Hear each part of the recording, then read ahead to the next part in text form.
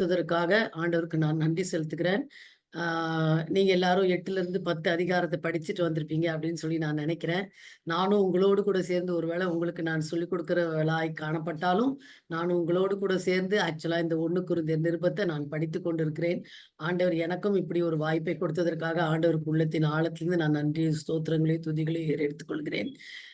எல்லாம் தெரிந்து என்பது சொல்ல முடியாது. ஆனாலும் ஒரு சில காரியங்களை கற்றுக்கொண்டவைகளை உங்கள் மத்தியிலே நான் இந்த நாளிலே சொல்வதற்கு ஆண்டவர் எனக்கு கிருபை தந்திருக்கிறார். அதற்காக நான் நன்றி செலுத்துகிறேன்.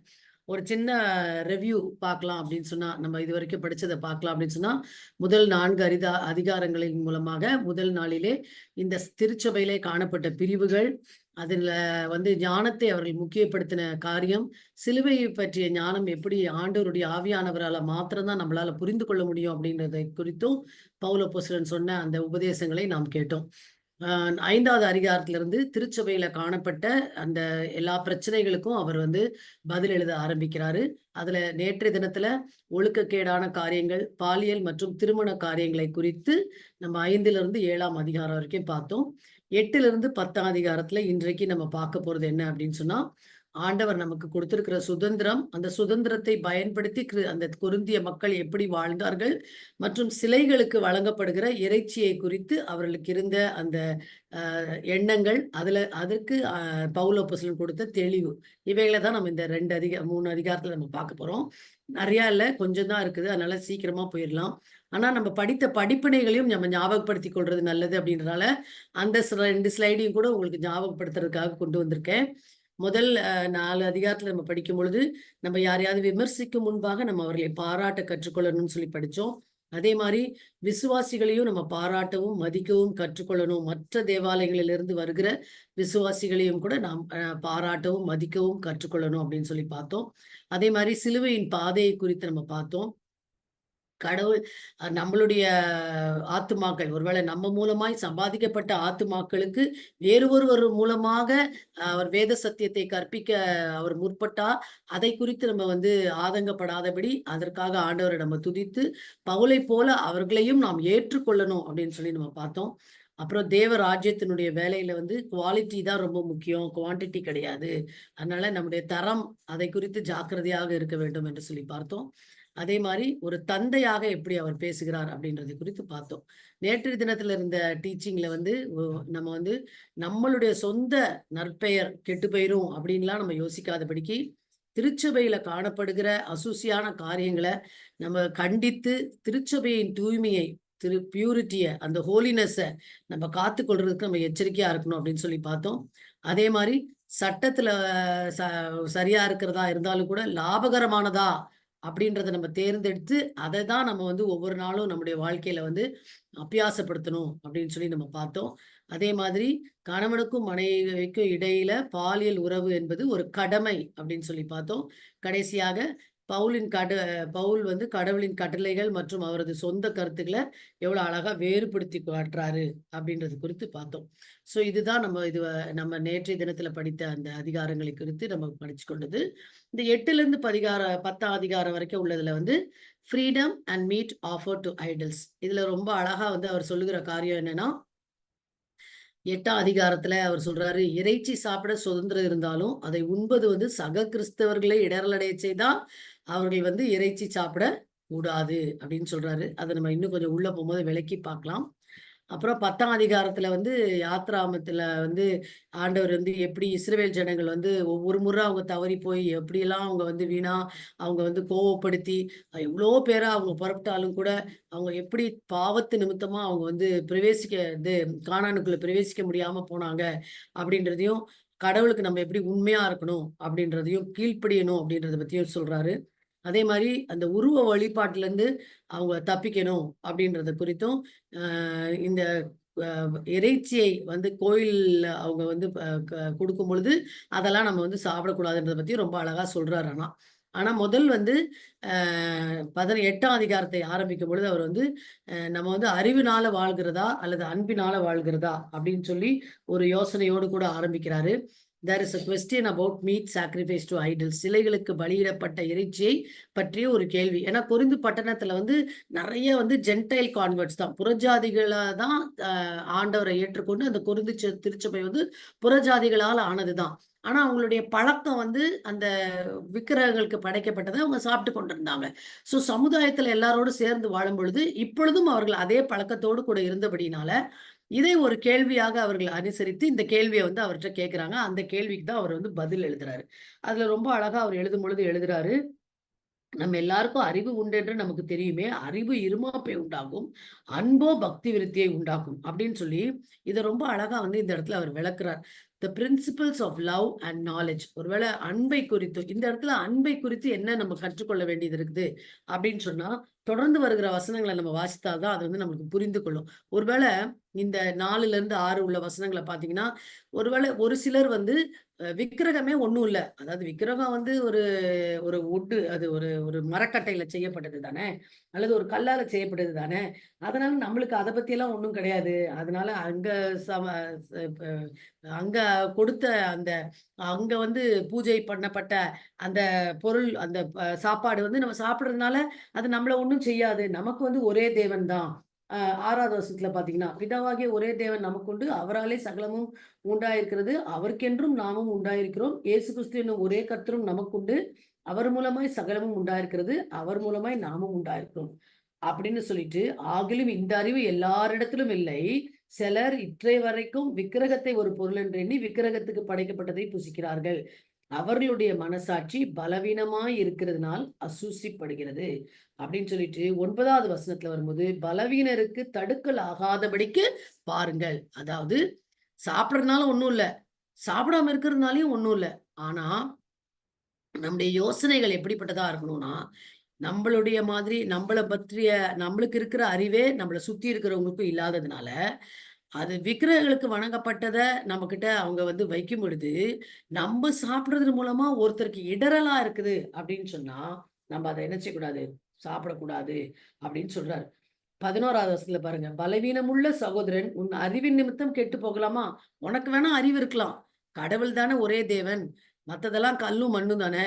அவங்களுக்கு அத அவங்க கொண்டு போய் அந்த கல்லுக்கும் மண்ணுக்கும் படைச்சுட்டு வர்றதுனால, இந்த சாப்பாடு என்ன ஆயிறப்போது? ஒண்ணும் ஆகாது. கடவுள் தான் அப்படின்னு சொல்லிட்டு உனக்கு வேணா அறிவு பெருசா இருக்கலாம். ஆனா உன் சகோதரன் வந்து அதை குறித்த அறிவில்லாதத, அத ஒரு விக்கிரகமா, அதை தன்னுடைய கடவுளா அவன் நினைச்சு அவன் வணங்கிக்கிட்டு இருக்கும் பொழுது, நீ பலவீனமான ஒரு சகோதரனுக்கு நீ இடறலா மாறிவிடக்கூடாது அப்படின்னு சொல்றார். அவனுக்காக கிறிஸ்து மரித்தாரே. 12ஆம் வசனத்துல இன்னும் ரொம்ப அழகா வரும்போது அவர் என்ன சொல்றாரு அப்படின்னா, இந்த இடத்துல அந்த நம்ம வந்து சகோதரருக்கு விரோதமாய் பாவம் செய்து பலவீனமுள்ள அவர்களுடைய மனசாட்சியை புண்படுத்துகிறதுனாலே நீங்கள் கிறிஸ்துவுக்கு விரோதமாய் பாவம் செய்கிறீர்கள். அதுதான் ரொம்ப முக்கியம். சோ நம்ம வந்து ஒரு பலவீனமான ஒரு சகோதரன் நம்ம மத்தியில இருந்தார் அப்படின்னு சொன்னா, அவர் நிமித்தமாக விக்கிரகத்துக்கு படைக்கப்பட்டதை நம்ம சாப்பிடக்கூடாது. ஏன்னா, கடவுளுடைய குடும்பத்தில் உள்ளவர்களிடம் அன்பா இருப்பதுதான் முக்கியம் அப்படின்னு சொல்லி சொல்றாரு. இது ஒருவேளை நம்மளுடைய மிஷனரிமார்கள பத்தியெல்லாம் நம்ம நெறைய கேள்விப்பட்டிருந்திருக்கலாம். அவங்கெல்லாம் வந்து நார்த் இந்தியாலலாம் போனீங்கன்னா, நெறைய கிராமங்கள்லலாம் நார்த் இந்தியாலன்னு கூட கிடையாது. ஈவன் ஆந்திரா அந்த மாரி இடங்கள்லலாம் கூட, கிராமங்கள்லலாம் நீங்க பார்த்தீங்கன்னா, சிலர் அப்படியே ஒரு முழு கிராமமுமே ஒரு என்வியே சாப்பிட மாட்டாங்க. அது வந்து அவங்க கடவுளுக்கு முன்பாக அத தப்புன்னு நெனைக்கிறவங்க. அப்படி இருக்கும்பொழுது நம்ம மிஷனரிமார் போய் அங்க என்ன செய்ய முடியாது? என்விய கூட சமைச்சு சாப்பிட முடியாது. தங்க வீட்ல கூட விக்கிரகங்களுக்கு படைக்கப்பட்டது போக, ஈவன் அவங்க வீடுகள்ல கூட அவங்களால என்ன செய்ய முடியாது? என்விய வந்து எங்கேயோ இருந்தோ எடுத்துட்டு வந்து கூட சாப்பிட முடியாது. அப்படி அவங்க வந்து அங்க அத சாப்பிடாமலே இருப்பாங்க. இது எதற்காக? அவங்க வந்து அவர்களை சுற்றி இருக்கிறவர்கள் மீது வைத்திருக்கிற அன்பின் நிமித்தமா. சோ கடவுளுடைய குடும்பத்துல வந்து அன்பின் நிமித்தமா சில காரியங்கள நம்ம விட்டு கொடுக்கிறது மிகவும் நல்லது அப்படின்னு சொல்லி சொல்றாரு. இதபடி இன்னும் ஆணித்தரமா வந்து 10ஆம் அதிகாரத்துல வரும்பொழுது சொல்றாரு. ஆனா இந்த இடத்துல என்ன நமக்கு கத்துக்கிறோம் அப்படின்னா, இந்த அதிகாரத்துல சொல்லும் பொழுது, ஒருவேளை நீ சாப்பிடலாம். ஆனா நீ சாப்பிடுறது வந்து இன்னொருத்தனுக்கு இடறலா இருக்கும் அப்படின்னு சொன்னா, நீ அப்படி சாப்பிடாம இருக்கிறது நல்லது. அப்படின்னு சொல்லி அவர் வந்து இந்த பகுதியில வந்து விளக்குகிறத நம்ம பார்க்கிறோம். தொடர்ந்து வந்து நம்ம இதிலிருந்து கற்றுக்கொள்ளுகிறது என்ன அப்படின்னு சொன்னா, "When you cause your brother to stumble, you sin against Christ." அந்த 12ஆம் வசனத்துல ரொம்ப அழகா சொல்லியிருக்கு. பலவீனமுள்ள அவர்களுடைய மனசாட்சியை புண்படுத்துகிறதுனாலே நீங்கள் கிறிஸ்துவுக்கு விரோதமாய் பாவம் செய்கிறீர்கள். நம்ம அது பாவம் அப்படின்னு சொல்லி என்னைக்காச்சும் நினைச்சிருக்கோமா? நம்ம வந்து பொய் சொன்னா, திருடினா, அல்லது அடிச்சுட்டா, அது மாரி கொள்ளை அடிச்சுட்டா, அப்படிலாம் தான் பாவம்னு யோசிச்சிருக்கோம்ல. ஆனா ஒரு சகோதரனை இடறல் அடையச் செய்யும் பொழுது, நீங்கள் கிறிஸ்துவுக்கு எதிராக பாவம் செய்கிறீர்கள். நீங்க இத அண்டர்லைன் பண்ணி வச்சுக்கோங்க. இது ஒரு பாவம். அப்போ இன்னைக்கு என்னோடு கூட இருக்கிற ஆண்டவருடைய திருச்சபையில என்னோடு கூட இருக்கிற ஒரு மனிதன் வந்து, நான் விக்கிரகங்களுக்கு படைக்கப்பட்டதை சாப்பிடுகிறது நிமித்தமா அவர் இடறல் அடைவார் என்று சொன்னால், நான் அதை சாப்பிடாமல் இருக்கிறது நல்லது. அதுதான் உண்மையான அன்பு. அப்படின்னு சொல்லி இந்த பகுதியில வந்து விளக்குறார். அடுத்தது நீங்க பார்த்தீங்க அப்படின்னு சொன்னா, 9வது அதிகாரத்துக்குள்ள நம்ம கடந்து போகிறோம். இதுல வந்து பவுல் அப்போஸ்தலர் வந்து அவருடைய அப்போஸ்தலரா அவர் இருக்கிறதனுடைய உரிமைகளை குறித்து எழுதுகிறார். தேவனுடைய ஊழியனாக, அப்போஸ்தலனாக இருக்கிற அவருடைய உரிமைகள். அதுல வந்து நான் அப்போஸ்தலன் அல்லவா? நான் சுயாதீனன் அல்லவா? நம்முடைய கர்த்தராகிய இயேசு கிறிஸ்துவை நான் தரிசிக்கவில்லையா? கர்த்தருக்குள் அ நீங்கள் என் கிரியையாய் இருக்கிறீர்கள் அல்லவா? ஏன் இந்த கொஸ்டின் எல்லாம் அவர் கேட்கிறாரு அப்படின்னு சொன்னா, அந்த கொரிந்து திருச்சபையின் மக்கள் வந்து இவர வந்து அவர் ஆண்டவருடைய ஊழியக்காரராலாம் ஏற்றுக்கிட்டாங்க. அதெல்லாம் உண்மதான். ஆனா, அதே சமயத்துல அவங்க வந்து ஒரு முழுமையான ஒரு அல்லது மனம் திரும்பி ஆண்டவருடைய பிள்ளைகளாகலாம் மாறிட்டாங்க. ஆனா, அவங்களுக்கு சுத்தி இருந்த அந்த சமுதாய சூழலின் நிமித்தமா, முழுமையா அவங்களுக்கு வந்து பால வந்து புரிந்து கொள்ள முடியல. பவுலுடைய வாழ்க்கையெல்லாம் அவங்க பார்க்க தான் செய்தாங்க. அவருடைய மிஷனரி பயணங்கள் எல்லாம் அவங்க அறிய தான் செய்தாங்க. ஆனாலும், பவுலை குறித்து அவர்களுக்கு வந்து இந்த பவுலுடைய ஊழியங்களை ஆதரிப்பதை குறித்து விசேஷமா அவங்களுக்கு ஒரு சின்ன சலனம் வந்து இருந்துச்சு. அதனால தான் இவர் வந்து இந்த கேள்விகளோட இந்த அதிகாரத்த வந்து ஆரம்பிக்கிறார். பவுல் ஒரு முதல் தன்னை வந்து ஒரு அப்போஸ்தலனாக அவர் வந்து அந்த இடத்துல என்ன பண்றாரு? அவர் தன்னை நிரூபித்து காட்டுறாரு. நான் மற்றவர்களுக்கு அப்போஸ்தலனா இராவிட்டாலும், உங்களுக்கு அல்லவோ அப்போஸ்தலனா இருக்கிறேன். ஏன்னா, இவரால தான் அந்த கொரிந்திய திருச்சபையே ஸ்தாபிக்கப்பட்டுச்சு. அதனால நான் உங்களுக்கு அப்போஸ்தலனா இருக்கிறேன்றது உங்களுக்கு தெரியாதா? கர்த்தருக்குள் நீங்கள் என் அப்போஸ்தல ஊழியத்திற்கு முத்திரையா இருக்கிறீர்களே! எவ்வளோ உரிமையோட எழுதுறார் பாருங்க. அந்த அ கொரிந்தி சபைக்கு எழுதும்பொழுது. ஏன்னா தான் ஸ்தாபிச்ச சபை. தன்னுடைய ஊழியத்து நிமித்தமாய் சம்பாதிக்கப்பட்ட ஒரு திருச்சபை அது. அதனால அவர் எழுதுறாரு. நீங்க வந்து என்னுடைய அப்போஸ்தல ஊழியத்தின் முத்திரையா இருக்கிறீர்களே! என்னை நியாயம் விசாரிக்கிறவர்களுக்கு நான் சொல்லுகிற மாறுத்திரமாவது, அதாவது ஒரு சிலர் வந்து இவரையே நியாயம் விசாரிக்கிற அளவுக்கு மாறிட்டாங்க. அதனால இவருக்கு வந்து நிஜமாவே அப்போஸ்தலன் தானா? இவர் வந்து அழைக்கப்பட்டவர் தானா? இவர் ஊழியக்காரர் தானா? அப்படின்ட்டு யோசனைகளுக்குள்ளலாம் அவங்க வருகும் பொழுது தான் இவர் இதெல்லாம் கேட்கிறாரு. அதுல 4வது கொஸ்டின்லேருந்து சில கொஸ்டின்ஸ வந்து அவர் கேட்கிறத நம்ம பார்க்குறோம். அதுல என்ன சொல்றாரு? நான் வந்து என்னுடைய உரிமைகள், அதாவது புசிக்கவும், குடிக்கவும் எனக்கு அதிகாரம் இல்லையா? மற்ற அப்போஸ்தலரும் கர்த்தருடைய சகோதரரும் கேபாவும்னா பேதுரு. பேதுருவும் செய்கிறது போல மனைவியாகிய ஒரு சகோதரியை கூட்டிக் கொண்டு திரிய எங்களுக்கு அதிகாரம் இல்லையா? அல்லது கைத்தொழில் செய்யாதிருக்கிறதற்கு எனக்கும் பர்னபாவுக்கும் மாத்திரம் தானா அதிகாரம் இல்லை? எவன் தன் சொந்த பணத்தை செலவழித்து தண்டிலே சேவகம் பண்ணுவான்? எவன் திராட்சை தோட்டத்தை உண்டாக்கி அதன் கனியில் புசியாதிருப்பான்? எவன் மந்தையை மேய்த்து அதன் பாலை சாப்பிடாதிருப்பான்? இப்படி இந்த சாப்டர்ல பார்த்தீங்கன்னா, ஒரே கேள்விதான். ஆனா இந்த கேள்விகள் எல்லாமே அவர் வந்து தன்னுடைய உரிமைகளை நிலைநாட்ட அவர் கேட்கிறவரா இருக்கிறார். விசேஷமா பார்த்தீங்கன்னா, அவருடைய அவருடைய சேவையை பெறுகிறவர்களால் அவர் ஆதரிக்கப்படுவதற்கு எல்லா உரிமையும் அவருக்கு இருக்கு அப்படின்னு நிலைநிறுத்துறாரு. இவங்க வந்து ஆனா பவுலுக்கும், பர்னபாவுக்கும் மாத்திரம் சப்போர்ட் பண்ண மாட்டோம் அப்படின்ட்டாங்க. அதாவது உதவிகள் குடுக்க மாட்டோம் அப்படின்னு சொல்லிட்டாங்க. ஆனா, அவங்களுடைய உதவிகள அவர் எதிர்பார்க்கல. ஆனா, அவர்களுக்கு அது புரிந்து கொள்ள வேண்டும் என்பதற்காக, அவர் என்ன செய்றாரு அந்த இடத்துல, தன்னுடைய அந்த அப்போஸ்தல நிலைமைய வந்து நிலைநாட்டி பேசுகிறார். அதுல வந்து அவரு வந்து சொல்றாரு. நாங்க இந்த பகுதிய நம்ம படிக்கும்போது இதுல நம்ம என்ன தெரிஞ்சுக்கிறோம் அப்படின்னு சொன்னா, அப்போஸ்தலனாக ஊழியத்திற்கென்று தேவனால பிரித்தெடுக்கப்பட்டவன் வந்து, முழு நேரமாகவும் பணி செய்யலாம். முழு நேரமாக இல்லாம வேலை செய்து கொண்டேயும் கூட அவங்க என்ன செய்யலாம்? ஊழியத்தை செய்யலாம். வேலை செய்து கொண்டே ஊழியத்தை செய்கிறதுனால அவர்கள் அப்போஸ்தலர் அல்ல அப்படின்னு நம்மளால சொல்லவே முடியாது. இந்த இடத்துல வந்து இந்த பகுதியில வந்து பவுல் அத ரொம்ப அழகா விளக்கி காட்டுறாரு. பவுலும், பர்னபாவும் 2 பேருமே வந்து வேலை செய்து ஊழியத்தையும் செய்துட்டு இருந்தவங்க. நமக்கு நல்லா தெரியும். பவுல் வந்து ஒரு டென்ட் மேக்கரா இருந்தாரு அப்படின்னு சொல்லி. சோ இந்த மாதிரி ஒரு கைத்தொழில் செய்யாதிருக்கிறது எனக்கும் பர்னபாவுக்கும் மாத்திரம் தானா அதிகாரம் இல்ல? நாங்க கைத்தொழில் செய்றதுனால எங்க ஊழியத்த நீங்க அங்கீகரிக்காம எங்கள சப்போர்ட் பண்ணாம இருக்கீங்களே! அப்படின்ற மாரிலாம் பேசுறாரு. ஆனா பின்னாடி வர வசனங்கள நம்ம பார்க்கணும். அதுல 9வது வசனத்துக்கு வரும்போது சொல்றாரு, போரடிக்கிற மாட்டை வாய்க்கட்டாயாக என்று மோசேயின் நியாயப்பிரமாணத்திலே எழுதியிருக்கிறதே, தேவன் மாடுகளுக்காகவா கவலையாயிருக்கிறாரோ? இல்ல. அதாவது உபாகமம் 25ஆம் அதிகாரம் 4ஆம் வசனம். அதுதான் அந்த பகுதி. அந்த மோசேயின் அந்த மாட்ட வந்து வாய்க்கட்டாயாக அப்படின்னு எழுதியிருக்கிற பகுதி வந்து உபாகமம் 25:4. அந்த மோசேயின் பிரமாணத்துல ஆண்டவர் அப்படி எழுதி வச்சிருக்கிறது வந்து மாட்டுக்காகவா எழுதினாரு? மாடு வந்து இப்போ இது உழுகுறதுக்கு உபயோகப்படுத்தப்படும் பொழுது, அதனுடைய வாய கட்டாம அதுக்கு எப்படி தீனி போடணுமோ, அதே மாரி ஒரு அப்போஸ்தலன், ஒரு ஊழியன் ஊழியத்தை செய்யும் பொழுது, அவனுக்குரிய பங்க நம்ம கண்டிப்பா என்ன செய்யணும்? குடுத்தாகணும் அப்படின்றத தான் அவர் சொல்றாரு. நமக்காகத்தான் இதை சொல்லுகிறாரோ? உழுகிறவன் நம்பிக்கையோடே உழவும், போரடிக்கிறவன் தான் நம்புகிறதில் பங்கடைவான் என்கிற நம்பிக்கையோடே போரடிக்கவும் வேண்டியதே. ஆகையால் அது நமக்காகவே எழுதியிருக்கிறது அப்படின்னு சொல்லி அவர் அந்த இடத்துல எழுதுறார்.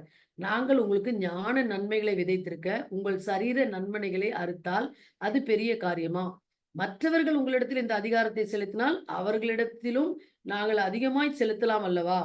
ஒருவேள மத்தவங்க உங்ககிட்ட இத எதிர்பார்த்தாங்கன்னா, நாங்க அவங்கள விட உன்கிட்ட நெறைய நான் எதிர்பார்க்கலாம்ல. ஏன்னா, உனக்கு வந்து ஸ்பிரிச்சுவல் இதுக்கு வந்து நான் தானே வந்து இன்வெஸ்ட் பண்ணியிருக்கேன் அப்படின்னு சொல்லி எழுதுறாரு. கிறிஸ்துவின் சுவிசேஷத்திற்கு யாதொரு தடையும் உண்டாகாதபடிக்கு, நாங்கள் இந்த அதிகாரத்தை செலுத்தாமல் எல்லா பாடும் படுகிறோம். நான் இந்த அதிகாரத்த ஆனா உங்ககிட்ட செலுத்த விரும்பல. ஆனா உங்களுக்காக நான் பாடுபடுறேன் அப்படின்னு சொல்றாரு. அப்புறம் 13ல எழுதும்போது, ஆசாரிய ஊழியம் செய்கிறவர்கள் தேவாலயத்திற்குரியவைகளில் புசிக்கிறார்கள் என்றும், பலிபீடத்தை அடுத்த பணிவிடை செய்கிறவர்களுக்கு பலிபீடத்தில் உள்ளவைகளில் பங்கு உண்டென்றும் அறியீர்களா? அந்தப்படியே சுவிசேஷத்தை அறிவிக்கிறவர்களுக்கு சுவிசேஷத்தினாலே பிழைப்பு உண்டாக வேண்டும் என்று கர்த்தர் கட்டளையிட்டிருக்கிறார். அப்படி இருந்தும், நான் இவைகளில் ஒன்றையும் அனுபவிக்கவில்லை. இப்படி எனக்கு நடக்க வேண்டும் என்று இவைகளை நான் எழுதியிருக்கிறதும் இல்லை. என் மேன்மை பாராட்டலை ஒருவன் அபத்தமாக்குகிறதை பார்க்கிலும் சாகிறதற்கு எனக்கு நலமாயிருக்கும். சுவிசேஷத்தை நான் பிரசங்கித்து வந்தும் மேன்மை பாராட்ட எனக்கு இடமில்லை. அது என் மேல் விழுந்த கடமையா இருக்கிறது. சுவிசேஷத்தை நான் பிரசங்கியாதிருந்தால் எனக்கு ஐயோ! அப்படின்னு சொல்றாரு. அந்த பகுதிய நீங்க வாசித்து பார்த்தீங்கன்னா, அவர பத்தி நம்ம ரொம்ப தெளிவா வந்து புரிந்து கொள்ள அழைக்கப்படுகிறோம். இதுல நம்ம கற்றுக்கொள்கிறது என்னன்னா, கர்த்தருடைய சேவை செய்கிறவர்களுக்கு நிதி உதவிகள் கண்டிப்பாக அளிக்கப்பட வேண்டும் என்பத வலியுறுத்துகிறார். ஆனா பவுலுடைய மாடல நீங்க பார்த்தீங்க அப்படின்னு சொன்னா, ஆ அவருடைய ரைட்ஸ வந்து he wants to leave it unclaimed. அவருடைய உரிமைகளை வந்து அவர் வந்து விட்டுவிட விரும்புகிறார். அதுதான் ரொம்ப மேக்னானிமஸா பவுலுடைய வாழ்க்கையிலிருந்து நம்ம பார்க்கிறோம். 15ஆம் வசனத்திலிருந்து உள்ள பகுதிய நீங்க வாசித்து பார்த்தீங்கன்னா, பவுலினுடைய வெகுமதி என்னன்னா, எந்த மனிதனின் ஆதரவையும் நம்பாம பிரசங்கம் செய்றது தான். நான் உற்சாகமாய் அப்படி செய்தால் எனக்கு பலன் உண்டு. உற்சாகம் இல்லாதவனாய் செய்தாலும் உக்கிரான உத்தியோகம் எனக்கு ஒப்புவிக்கப்பட்டிருக்கிறதே. ஆதலால் எனக்கு பலன் என்ன? நான் சுவிசேஷத்தை பிரசங்கிக்கையில் அதைப் பற்றி எனக்கு உண்டாயிருக்கிற அதிகாரத்தை முற்றிலும் செலுத்தாமல், கிறிஸ்துவின் சுவிசேஷத்தை செலவில்லாமல் ஸ்தாபிப்பதே எனக்கு பலன். அதுதான் நமக்கு இந்த இடத்துல ரொம்ப அழகா அவர் எழுதியிருக்கிறார். செலவில்லாமல் ஸ்தாபிப்பதே எனக்கு பலன். அவருடைய ஒரு ஒரு பிலீஃப், அவருடைய ஒரு நம்பிக்கை என்னவா இருந்துச்சு அப்படின்னு சொன்னா, ஆண்டவரை அறிந்த, ஆண்டவரை முழுமையாய் ஏற்றுக்கொண்ட, ஆண்டவருடைய வழிகளில் முழுமையா இருக்கிற ஒருவன் தான் இவருடைய ஊழியத்த ஆதரிக்கணுமே தவிர, இப்பதான் வளர்ந்துகிட்டு இருக்கிற, இப்பதான் புறஜாதியானா இருந்து திருச்சபைக்குள்ள வந்து, திருச்சபையில இப்பதான் வளர்ந்துகிட்டு இருக்கிற ஒரு விசுவாசிக்கு, நான் தான் வந்து முழுமையா சுவிசேஷத்த வந்து நான் என்ன செய்யணும்? அவங்களுக்கு இலவசமாய் கொடுக்கணும் அப்படின்றது தான் இவருடைய இவருடைய கோட்பாடா இருந்துச்சு. அதுல வந்து ஒரு கமெண்டேட்டர் எழுதும்பொழுது எழுதுறாரு. இன்னைக்கு வந்து புறஜாதிகளுக்குள்ள நம்ம போய் சுவிசேஷத்தை சொல்லும் பொழுது, அவர்களிடத்திலிருந்து எதையுமே நம்ம எதிர்பார்க்கவே கூடாது. அப்படின்னா, இந்த பகுதியின் மூலமா நம்ம கற்றுக்கொள்கிறது என்ன அப்படின்னு சொன்னா, இன்னைக்கு புறஜாதிகள் மத்தியில போய் ஊழியம் செய்கிற நெறைய ஊழியங்கள் இருக்குது. அந்த ஊழியர்களுக்கு வந்து அந்த புறஜாதிகளின் மூலமாக அந்த சுவிசேஷத்தை அறியாத அல்லது இயேசு கிறிஸ்துவை அறியாதவர்கள் மூலமாக அவர்களுக்கு எந்த ஆதரவும் வர்றதுக்கு வாய்ப்புகளே கிடையாது. காணிக்கையோ அல்லது இந்த ஊழியத்தை ஆதரிக்கிற ஒரு ஆதரவுகளோ, அல்லது அந்த ஊழியத்தின் தேவைகளையும், ஊழியக்கார குடும்பத்தின் தேவைகளையும் சந்திக்கிறதுக்கான வாய்ப்புகளையோ, அந்த பகுதியிலருந்து அவங்க பெற்றுக்கொள்ளவே முடியாது. அப்ப யார் அவங்கள வந்து ஆதரிக்கணும்?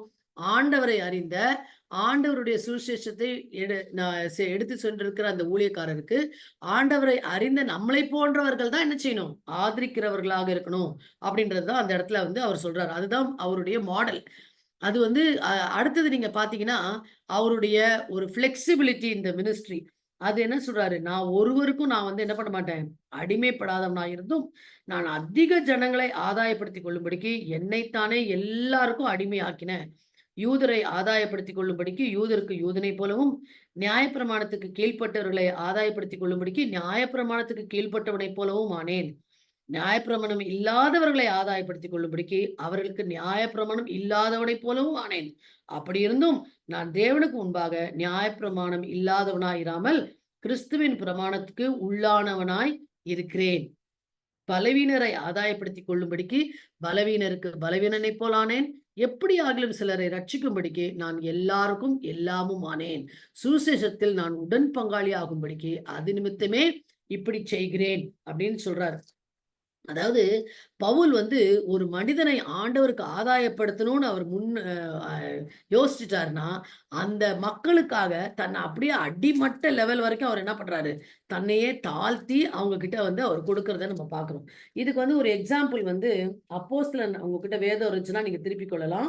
அப்போஸ்தலர் நடபடிகளின் புஸ்தகம் 21ஆம் அதிகாரத்த நீங்க எடுத்தீங்க அப்படின்னு சொன்னா, அப்போஸ்தலர் 21ஆம் அதிகாரத்துல 23ஆம் வசனத்துல இருந்து 26வது வசனம் வரைக்கும் உள்ள பகுதியை நம்ம வாசித்து பார்த்தோம்னா, நான் வாசிக்கிறேன் உங்களுக்காக. ஆகையால் நான் உமக்கு சொல்லுகிறபடி நீர் செய்ய வேண்டும். இது யார் உங்களுக்கு சொல்றாங்கன்னா, யூதர்கள் வந்து சொல்றாங்க. இந்த பவுல் அப்போஸ்தலனுக்கு. அவர் வந்து கேட்கிறாரு, "இப்பொழுது நான் செய்ய வேண்டியது என்ன? நீங்க வந்திருக்கீங்க, இவங்களெல்லாம் கேட்டு அதனால நான் செய்ய வேண்டியது என்னன்னும் பொழுது" இவர் சொல்றாரு, "நீர் அது என்னவென்றால், பிரார்த்தனை பண்ணி கொண்டவர்களாகிய 4 பேர் என்கிட்ட இருக்காங்க. அவர்களை நீர் சேர்த்துக்கொண்டு, அவர்களுடனே கூட சுத்திகரிப்பு செய்து கொண்டு, அவர்கள் தலைச்சவரம் பண்ணிக்கொள்வதற்கு செல்லுமானதை செலவு செய்யும். அப்படிச் செய்தால் உம்மை குறித்து கேள்விப்பட்ட காரியங்கள் அபத்தம் என்றும், நீரும் நியாயப்பிரமாணத்தை கைக்கொண்டு நடக்கிறவரும் எல்லாரும் அறிந்து கொள்வார்கள். விசுவாசிகளான புறஜாதியார் இப்படிப்பட்டவைகளை கைக்கொள்ளாமல், விக்கிரகங்களுக்கு படைத்ததற்கும், இரத்தத்திற்கும், நெருங்குண்டு செத்ததற்கும், வேசித்தனத்திற்கும் விலகி இருக்க வேண்டும் என்று நாங்கள் தீர்மானம் பண்ணி அவர்களுக்கு எழுதி அனுப்பினோமே" என்றார்கள். அப்பொழுது பவுல் அந்த மனுஷரை சேர்த்துக்கொண்டு, மறுநாளிலே அவர்களுடனே கூட தானும் சுத்திகரிப்பு செய்து கொண்டு, தேவாலயத்திலே பிரவேசித்து, அவர்களில் ஒவ்வொருவருக்காக வேண்டிய பலி செலுத்தி தீருமளவும் சுத்திகரிப்பு நாட்களை நிறைவேற்றுவேன் என்று அறிவித்தான். அந்த 7 நாட்களும் நிறைவேறி வருகையில், ஆசியா நாட்டிலிருந்து வந்த யூதர்கள் அவனை தேவாலயத்திலே கண்டு, ஜனங்கள் எல்லாரையும் எடுத்துவிட்டு அவன் மேல் கை போட்டு அப்படின்னு சொல்லி பார்க்கிறோம். இவன்ட்ட வந்து சும்மா கேட்கறாங்க. புறஜாதிகளாகிய யூதர்கள் எல்லாம் வந்து இந்த மாதிரியான ஒரு முறைமைய வந்து கைக்கொள்ளும்படி அவன்ட்ட கேட்கறாங்க. இவர் வந்து அத செய்யணுன்றது அவசியமே கிடையாது. ஆனா, அந்த 4 பேரின் நிமித்தமா இவர் என்ன பண்றாரு? இவரும் போய் தன்னை சுத்திகரித்துக் கொண்டு, அந்த தேவாலயத்தில பிரசித்து ஒவ்வொருவருக்காக பலி செலுத்தி தீரும் அளவும், அந்த சுத்திகரிப்பு நாட்களை இவரும் என்ன பண்றாரு? நிறைவேற்றுகிறாரு. எதற்காக? அவர்கள் ஆண்டவரை அறிந்து கொள்ள வேண்டும் என்பதற்காக. அத பேஸ் பண்ணி தான் இந்த இடத்துல எழுதுறாரு. எல்லாருக்கும் நான் எல்லாமும் ஆனேன். அவங்க வந்து எல்லா தேவனை அறிந்து கொள்ள வேண்டும் என்பதற்காக, பலவீனருக்கு பலவீனனைப் போல ஆனேன். எப்படியாகிலும் சிலரை ரட்சிக்கும்படிக்கு நான் எல்லாருக்கும் எல்லாமும் ஆனேன். எப்படி தன்னை வந்து அவர் தாழ்த்தி கொடுக்கிறார். நியாயப்பிரமாணம் படிச்சு, அவர் கமாலியேலுடைய பாதத்துல படிச்சு, ரொம்ப ஒரு சிறப்பான ஞானியா இருந்தார் அந்த காலத்துல. வேத வல்லுனர் அப்படின்னு சொல்லி நம்ம அவர சொல்லலாம். நியாயப்பிரமாணத்தெல்லாம் கற்றுத் தேர்ந்தவரா இருந்தாரு. ஆனா இந்த இடத்துல வந்து நியாயப்பிரமாணம் இல்லாதவனைப் போலவும் ஆனேன் அப்படின்னு சொல்றாரு. அந்த அளவுக்கு ஆட்கள் ஆண்டவரை ஏற்றுக்கொள்ளுகிறதற்காக தன்னையே தாழ்த்தின ஒரு மனிதன் அப்படின்னு சொல்லி நம்ம பார்க்கிறோம். அடுத்தது 24லிருந்து 27ஆம் வசனம் வரைக்கும் உள்ள பகுதியை பார்த்தோம்னா, பவுலுடைய ஒரு ஆட்டிட்யூட், அன் அத்லெட்ஸ் ஆட்டிட்யூட், ஒரு விளையாட்டு வீரனின் அணுகுமுறைய அவர் எழுதுறார். அது எதுக்காக எழுதுறார் அப்படின்னு சொன்னா, தன்னுடைய சரீரத்தை ஒடுக்கி, அதாவது தன்னுடைய சரீரத்தினுடைய எந்த காரியமும் தன்னை மேற்கொண்டறக்கூடாது அப்படின்றதுக்காக, சரீரத்தை ஒடுக்கி அவர் எப்படி இந்த ஊழியத்துல அவர் இருக்கிறாரு அப்படின்னு சொல்லி அவர் எழுதுறார். அதுல 24வது வசனத்த நம்ம வாசித்து பார்த்தோம் அப்படின்னு சொன்னா, பந்தயசாலையில ஓடுகிறவங்க எல்லாம் ஓடுகிறாங்க. ஆனா ஒருவன் தான் பந்தயத்தை பெறுவான் என்று அறியீர்களா? நீங்க பெற்றுக்கொள்ளத்தக்கதாக ஓடுங்கள் அப்படின்னு ஒரு அறிவுரையை சொல்றார். எல்லாரும் நீங்க இப்ப ஆண்டவருடைய பிள்ளைகள் ஆகியிருக்கீங்க. உங்க வாழ்க்கையின் ஓட்டத்த ஆரம்பிச்சிருக்கிறீங்க. ஆனா உங்க வாழ்க்கையின் முடிவு பட்டும் ஓடுகிறவர்களாக இருக்கணும். அதுல ஒரு கமெண்டேட்டர் எனக்கு வந்து இன்னைக்கு புது தாட்டா இருந்துச்சு ஆக்சுவலா. அந்த ஒரு கமெண்டேட்டர் எழுதும்போது எழுதுறாரு, சாலமோன் இல்ல ஒரு நல்ல எக்ஸாம்பிள். சாலமன் வந்து ஆண்டவருடைய பெரிய கிருபையினால ஒருவருக்கும் இல்லாத ஒரு ஞானத்தை ஆண்டவர் அவனுக்கு கொடுத்தாரு. அவனுக்கு ஐஸ்வர்யம் சம்பத்தெல்லாம் இருந்துச்சு. நல்ல ராஜ்யபாரத்தெல்லாம் கொடுத்தாரு. அப்படிலாம் இருந்த பொழுதிலும் கூட அவன் வந்து அவனுடைய முடிவை பார்த்தோம் அப்படின்னு சொன்னா பரிதாபமான முடிவு இல்ல. பெற்றுக்கொள்ளத்தக்கதாக ஓடுங்கள், முடிவு பரியந்தம் நிலைத்திருப்பவனே ரட்சிக்கப்படுவான் இல்ல. வலுவாதபடி காக்கிற நம்முடைய ஆண்டவர் கரங்களில நம்ம ஒப்பு கொடுத்து ஒவ்வொரு நாளும் ஜாக்கிரதையா ஓடணும். சரீரத்தை ஒடுக்கி கீழ்ப்படுத்துகிறேன். அதுதான் நம்முடைய வாழ்க்கையின் ஒரு லட்சியமா இருக்கணும். பந்தயத்திற்கு போராடுகிற யாவரும் எல்லாவற்றிலையும் இச்சை அடக்கமாயிருப்பார்கள். இன்னைக்கு நிறைய பேர் அழித்துக் கொண்டிருக்கிறது வந்து இந்த இச்சை தான். அந்த இச்சையை நம்ம அடக்கிக் கொள்ள நம்ம வந்து படித்துக் கொள்ளணும். நாமும் அழிவில்லாத கிரீடத்தை பெறும்படிக்கு அப்படி செய்கிறோம். ஆகையால் நிச்சயமில்லாதவனாக உடைய ஆகாயத்தில் அடிக்கிறவனாக சிலம்பு பண்ணேன். மற்றவர்களுக்கு பிரசங்கம் பண்ணிக்கிற நான் தானே ஆகாதவனாய் போகாதபடிக்கு என் சரீரத்தை ஒடுக்கி கீழ்ப்படுத்துகிறேன் அப்படின்னு சொல்றாரு. அதுதான் நம்முடைய வாழ்க்கையா இருக்கணும். இன்னைக்கு நம்முடைய வாழ்க்கையில ஆண்டவர் வந்து நம்மளை மேன்மேலும் மேன்மேலும் ஆசீர்வதித்து ஆண்டவர் பல கிருபைகளை நமக்கு தந்து ஒருவேளை நம்மளும் ஆண்டவரை பத்தி நிறைய இடத்துல சொல்லுகிறவர்களாக இருக்கும் பொழுது இன்னைக்கு அந்த இச்சை அப்படின்றது வந்து ஈஸியா ஒரு மனிதனை வந்து விழத்தள்ளிடலாம். அப்ப நம்ம எவ்வளவு ஜாக்கிரதையாக இருக்கணும். இந்த ஒரு விளையாட்டு வீரரினுடைய அந்த மனோபாவம் நமக்கு தேவை. அந்த மனநிலை நமக்கு தேவை. பெற்றுக்கொள்ளத்தக்கதாக நம்ம ஓடணும். அதற்கு என்னுடைய சரீரத்தை நான் ஒடுக்கி கீழ்ப்படுத்துகிறேன். ஒரு ஒரு அத்லீட் வந்து ஒரு ஒரு இப்போ ஒலிம்பிக்ஸ் எல்லாம் நடந்துகிட்டு இருக்குது இல்ல. அந்த மாதிரி ஒரு ஒரு பெரிய விளையாட்டுல வந்து தான் போய் பங்கு பெறணும் அப்படின்னு சொன்னா எத்தனை நாள் பிராக்டிஸ், எத்தனை நாள் அவன் வந்து எல்லா சாப்பாட்டையும் சாப்பிடவே மாட்டான். தன்னுடைய தன்னுடைய ஓட்ட பந்தயத்துக்கு வந்து அவன் என்னென்ன சாப்பிட்டா அவன் உடம்புக்கு நல்லதோ, எவ்வளோ அளவு சாப்பிட்டா அவ்வளோ நல்லதோ, அத மாத்திரம் தான் சாப்பிடுவான். ஸோ அப்படி ஒரு இச்சை அடக்கத்த வந்து அவன் வந்து கைக்கொள்ளுகிறவனா இருப்பான். ஆனா அதே சமயத்துல அவன் ஓடுகிற அந்த ஓட்டத்திற்கு என்று சொல்லி தன்னை தயார்படுத்திக் கொண்டே இருப்பான். எக்ஸர்சைஸ் தான் தன்னுடைய பாடிய வந்து அவன் வச்சுக்கிட்டே இருப்பான். அவங்க வந்து அழிவில்லாத கிரீடத்த பெறும்படியாக அவங்க என்ன பண்றாங்களாம், அப்படி ஓடிக்கொண்டே இருக்கிறாங்களாம். ஆனா நமக்கு வந்து அழிவில்லாத கிரீடத்த பெறும்படியா நம்ம ஓடிக்கிட்டு இருக்கோம். அப்ப இன்னும் எவ்ளோ தூரம் நம்ம சரீரத்த ஒடுக்கி நம்ம வந்து ஜாக்கிரதையாக ஓட வேண்டியவர்களா இருக்கிறோம். நம்ம கண்களின் இச்சை, நம்முடைய மாம்சத்தின் இச்சை, நம்முடைய ஜீவனத்தின் பெருமை, இந்த காரியங்களுக்கெல்லாம் எப்படி நம்ம வந்து ஒரு முற்றுப்புள்ளிய வச்சுட்டு நம்மளால ஓட முடியும்? அத நம்ம நினைத்து பார்க்கணும். பவுல் வந்து தன்னை அப்படி ஒடுக்கி தன்னுடைய வாழ்க்கையில வந்து அப்படி ஒரு அத்லெட்ஸ் ஆட்டிட்யூடோட அவர் தன்னுடைய வாழ்க்கையின் ஓட்டத்த ஓடுகிறத வந்து நம்ம பார்க்கிறோம்.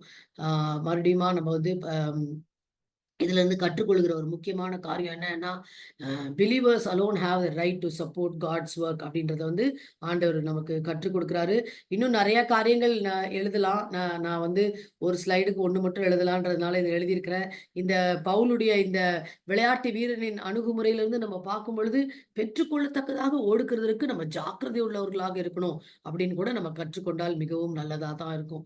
கடைசியா நம்ம வந்து 10ஆம் அதிகாரத்துக்குள்ள வருகிறோம். 10ஆம் அதிகாரம் தான் அந்த உருவ வழிபாட்டை பற்றி, விக்கிரக வணக்கங்களை பற்றி ரொம்ப அழகா சொல்லியிருக்குது. அதுலதான் மறுபடியுமா அவர் வந்து விக்கிரகத்துக்கு வைக்கப்பட்ட அந்த உணவை சாப்பிடுறத பத்தியும் அவர் வந்து எழுதுகிறத நம்ம பார்க்கிறோம். சோ இதுலதான் முதல் வசனங்கள்ல வந்து இஸ்ரவேலுடைய அந்த மோசமான ஒரு உதாரணத்தை வந்து அவர் எழுதுறாரு. அவங்கள பத்தி எல்லாம் எழுதும் பொழுது அவங்க வந்து நீங்கள் எவைகளை அறிய வேண்டும் என்று இருக்கிறேன் என்றால் நம்முடைய பிதாக்கள் எல்லாரும் மேகத்துக்கு கீழா இருந்தார்கள், எல்லாரும் சமுத்திரத்தின் வழியாய் நடந்தார்கள், எல்லாரும் மோசைக்குள்ளாக மேகத்தினாலும் சமுத்திரத்தினாலும் ஞானஸ்நானம் பண்ணப்பட்டார்கள், எல்லாரும் ஒரே போஜனத்தை புசித்தார்கள், எல்லாரும் ஒரே ஞான பானத்தை குடித்தார்கள். எப்படியெனில் அவர்களோடே கூட சென்ற ஞான கண்மலின் தண்ணீரை குடித்தார்கள். அந்த கண்மலை கிறிஸ்துவே. அப்படி இருந்தும் அவர்களில் அதிகமான பேர்களிடத்தில் தேவன் பிரியமாயிருந்ததில்லை. ஆதலால் வனாந்திரத்திலே அவர்கள் அழிக்கப்பட்டார்கள். அவர்கள் இச்சித்தது போல நாமும் பொல்லாங்கானவைகளை இச்சிக்காதபடிக்கு இவைகளை நமக்கு திருஷ்டாந்தங்களா இருக்கிறது. அதான் ரொம்ப இம்பார்ட்டன்ட். நல்ல எக்ஸாம்பிள் எழுதுறாரு. எல்லாரும் ஞான ஸ்நானம் பெற்றவங்க தான். எல்லாரும் ஞான கண்மலையாகிய கிறிஸ்துவின் இடத்துல நல்லா ஞான பானத்தை குடித்தவங்க தான். ஆனா அவர்களில் அதிகமான பேர் என்ன பண்ணாங்களாம், மோசமான அந்த ஒரு இச்சித்ததுனால அவங்க என்ன பண்ணாங்க, அப்படியே அழிக்கப்பட்டாங்க. இதெல்லாம் எதுக்கு ஆண்டவர் எழுதி வச்சிருக்கிறாரு? நமக்கு இன்னைக்கு நம்ம ஆண்டவருடைய பிள்ளையா இருக்கிறோம். இன்னைக்கு நான் கம்யூனியன்ல எடுத்து நான் ஆண்டவரோட ஐக்கியப்பட்டு கொண்டு தான் இருக்கிறேன்.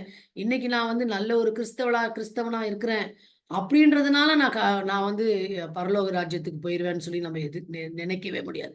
முடிவு பரியந்தம். அதுதான் ரொம்ப முக்கியம். இந்த இடத்துல இஸ்ரவேல வந்து இப்ப ஒரு பேட் எக்ஸாம்பிளா காட்டி அதை நம்ம எப்படி அதை அவாய்ட் பண்ணணும் அப்படின்னு சொல்லி சொல்றாரு. ஜனங்கள் புசிக்கவும் குடிக்கவும் உட்கார்ந்து விளையாட எழுந்திருந்தார்கள் என்று எழுதியிருக்கிறபடி அவர்களில் சிலர் விக்கிர ஆராதனைக்காரர் ஆனது போல நீங்கள் ஆகாதிருங்கள். இல்ல, ஆண்டவர் அவங்கள வந்து ஞானஸ்நானம் கொடுத்தாரு, ஞான கண்மலையின் தண்ணீரை கொடுத்தாரு, அவர்களை ரொம்ப அழகா வழிநடத்தி வந்தாரு. அவர்களுக்கு வந்து எல்லா விதத்திலும் அவர்களுக்கு வந்து ஒரே ஞான போஜனத்தை புசிச்சாங்க. எல்லா ஆசீர்வாதங்களையும் அவங்க கொடுத்தாலும் கூட கடைசியில அவங்க என்ன பண்ணாங்க? விக்கிர ஆராதனைக்குள்ள அவங்க போயிட்டாங்க. கண்ணுக்குட்டியை வச்சு அதை சேவிக்க ஆரம்பிச்சிட்டாங்க.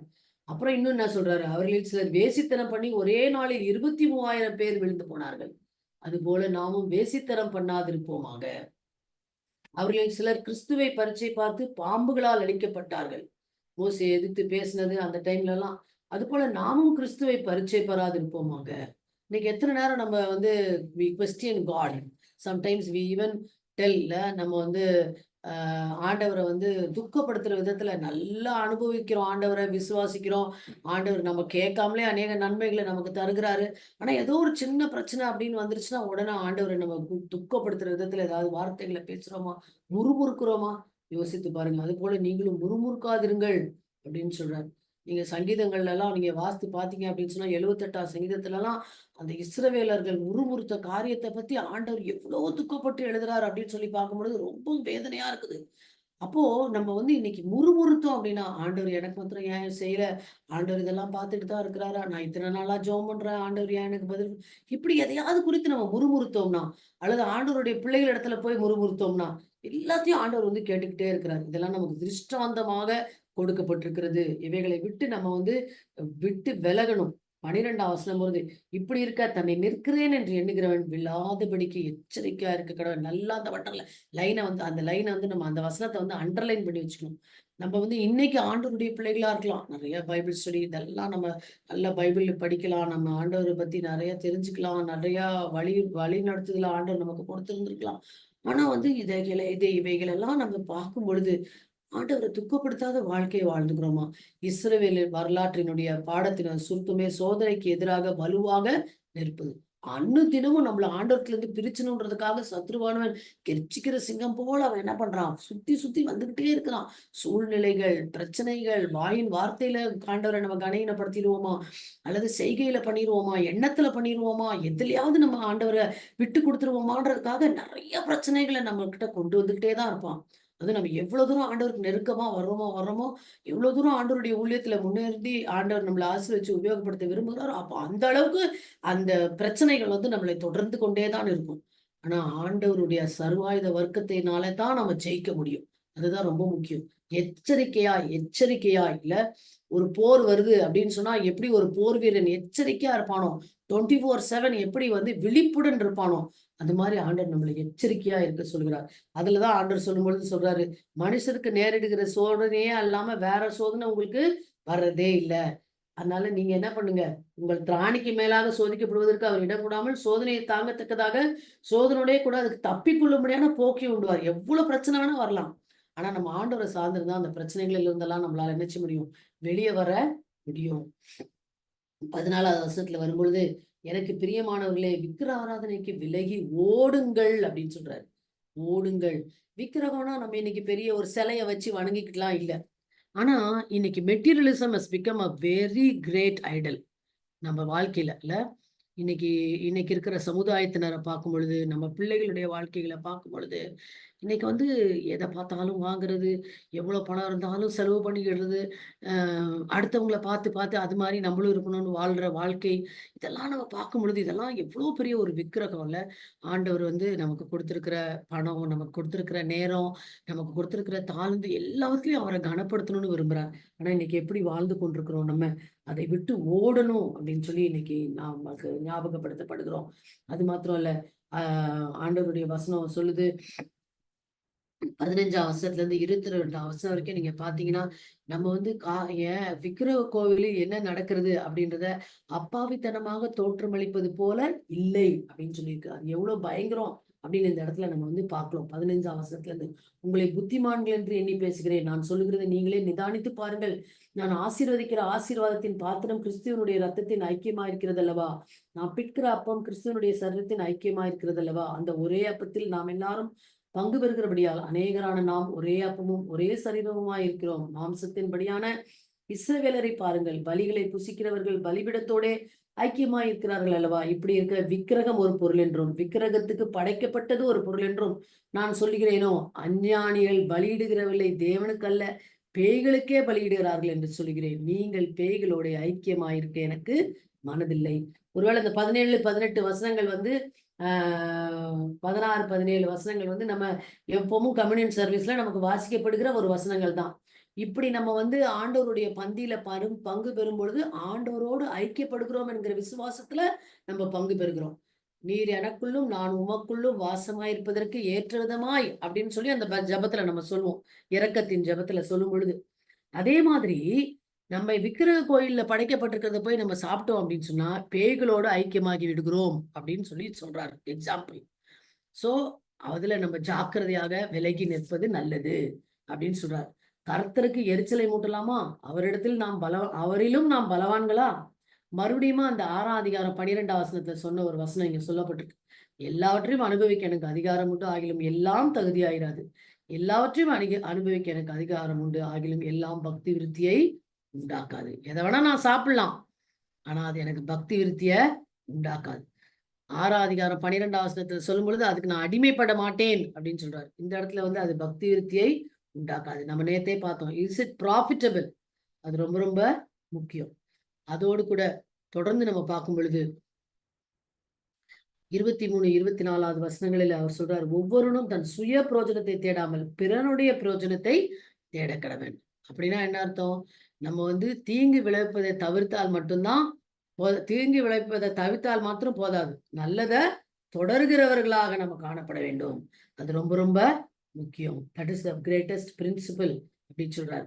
25லிருந்து 30வது வசனம் வரைக்கும் சில பிராக்டிக்கல் கைட்லைன்ஸ் அவர் கொடுக்குறாரு. கடையிலே விற்கப்படுகிற எதையும் வாங்கி புசியுங்கள், மனசாட்சி நிமித்தம் நீங்கள் ஒன்றையும் விசாரிக்க வேணாம். கடையில ஒரு ஹிந்து ஆள் வந்து ஒரு கடை நடத்துறாரு. அவர் கடையில போய் நம்ம ஜாமான் வாங்குறோம் சாப்பிடுறதுக்கு.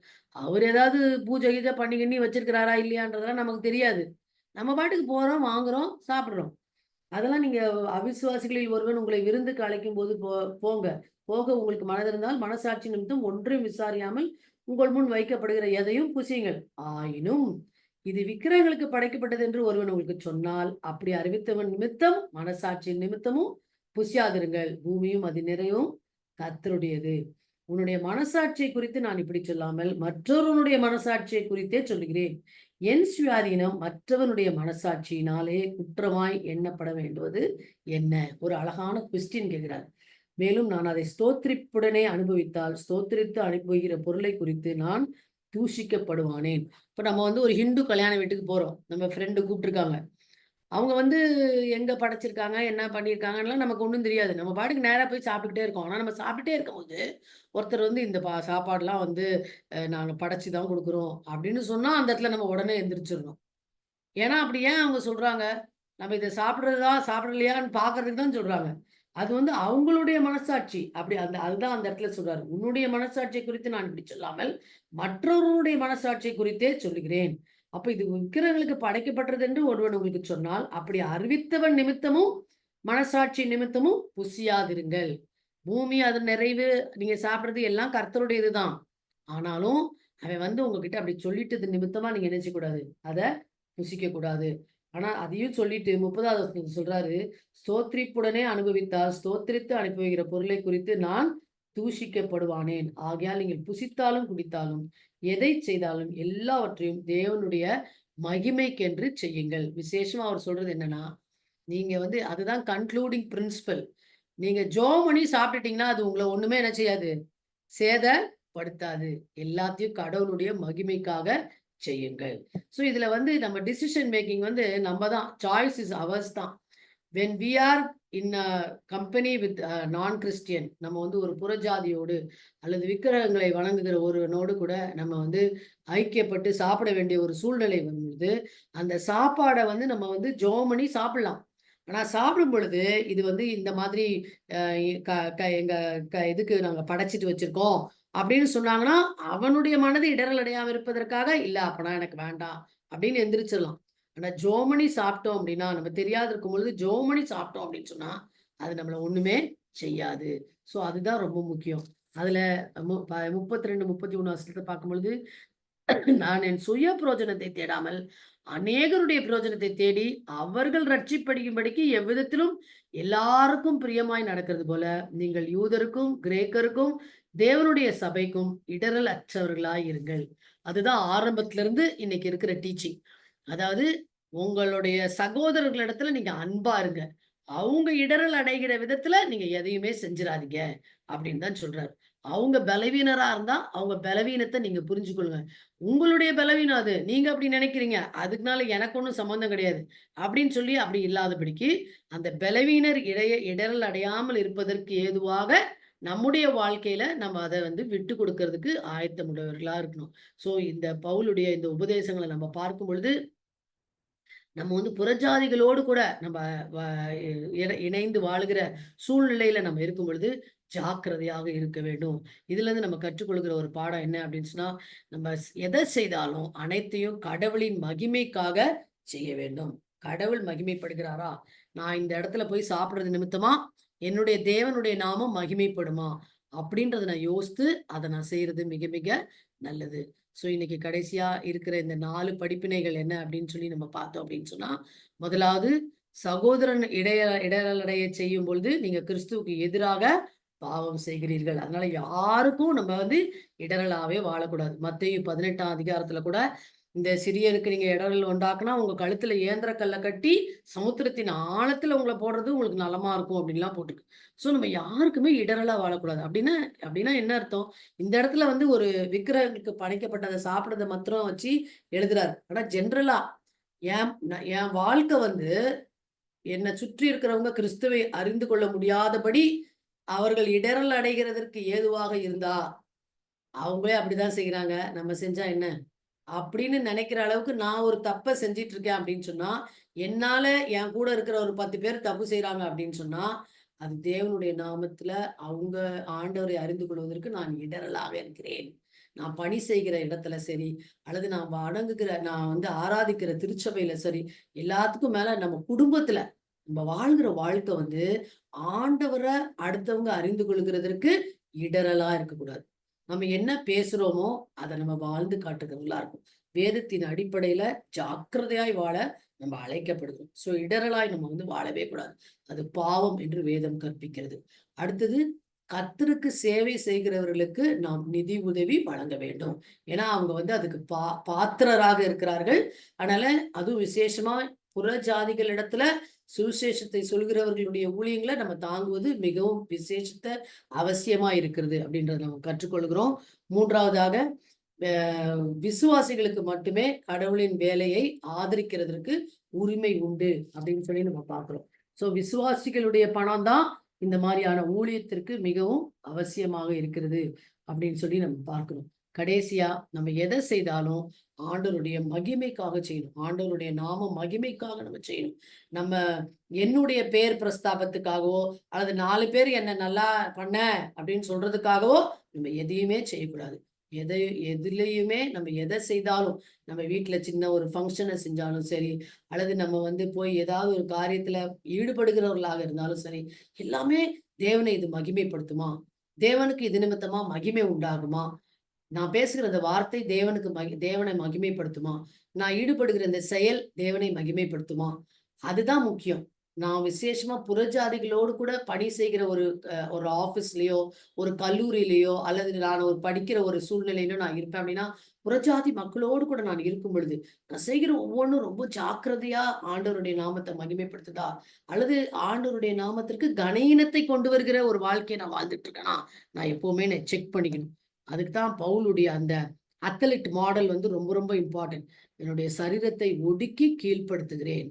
நம்மளுக்கு வந்து எல்லாரும் மனுஷர மாதிரி நம்மளுக்கும் ஆசைகள், விருப்பங்கள், இச்சைகள் வரதான் செய்யும். ஆனா சரீரத்தை ஒடுக்கி கீழ்ப்படுத்துகிறதற்கு அந்த ஆண்டவருடைய கிருபையை நம்ம சார்ந்து ஆண்டவருடைய பலத்துல நம்ம நிக்கணும். அப்பதான் நம்மளால என்ன செய்ய முடியும்? பெற்றுக்கொள்ளத்தக்கதாக ஓட்டத்தை நம்ம முடிக்க முடியும். அந்த கிருபைய நம்ம ஒவ்வொருவருக்கும் தந்து நம்முடைய வாழ்க்கையின் காரியங்களை நம்ம முடிக்க ஆண்டவர் தாமே நம்ம ஒவ்வொருவருக்கும் கிருபை செய்வாராக.